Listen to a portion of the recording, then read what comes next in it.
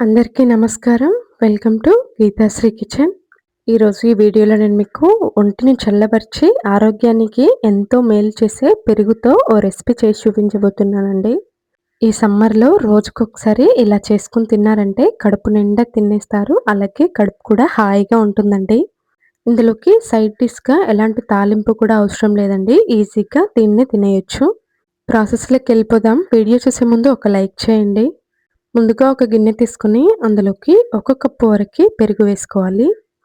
ఇప్పుడు ఒక విస్కర్‌ని కానీ ఏదైనా గరిటెని కానీ తీసుకొని ఈ పెరుగు గడ్డలుగా లేకుండా బాగా కలుపుకోవాలండి. అలాగే తీసుకున్న కప్పుతో సగం కప్పు వరకి నీళ్లు వేసి బాగా కలుపుకోవాలండి. చివర్లో ఒక టీ స్పూన్ సాల్ట్ వేసి కలుపుకొని పక్కన పెట్టేసుకోవాలి.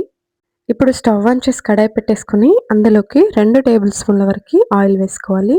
ఇప్పుడు ఇందులోకి ఒక టీ స్పూన్ ఆవాలు, ఒక టీ స్పూన్ మినపప్పు, ఒక టీ స్పూన్ పచ్చిశనగపప్పు వేసుకోవాలి. అలాగే హాఫ్ టీ స్పూన్ వరకి జీలకర్ర వేసుకోవాలండి. ఆవాలు చిటపట అనేంత వరకు ఫ్రై చేసుకోవాలి. ఇప్పుడు ఇందులోకి ఒక పెద్ద సైజు ఉల్లిపాయని ఇలా స్లైసెస్‌లా కట్ చేసి వేసుకోవాలి. అలాగే ఒక పెద్ద సైజు పచ్చిమిర్చిని కూడా కట్ చేసి వేసుకోవాలండి. అంతా ఒకసారి కలుపుకొని ఇందులో హాఫ్ టీ స్పూన్ వరకి పసుపు వేసుకోవాలి. ఇప్పుడు స్టవ్‌ని మీడియం ఫ్లేమ్‌లో ఉంచుకొని బాగా కలుపుకుంటూ ఉల్లిపాయలు లైట్‌గా సాఫ్ట్‌గా అయ్యే వరకు ఫ్రై చేసుకోవాలండి. ఇక్కడ నేను చూపిస్తున్న విధంగా ఉల్లిపాయలు లైట్‌గా సాఫ్ట్‌గా అయిన తర్వాత ఇందులోకి 2 ఎండుమిరపకాయలు అలాగే గుప్పెడు కరివేపాకును వేసుకోవాలి. ఎండుమిరపకాయల్ని ఇలా తొడెం తీయకుండా వేసుకోండి, టేస్ట్ బావుంటుంది.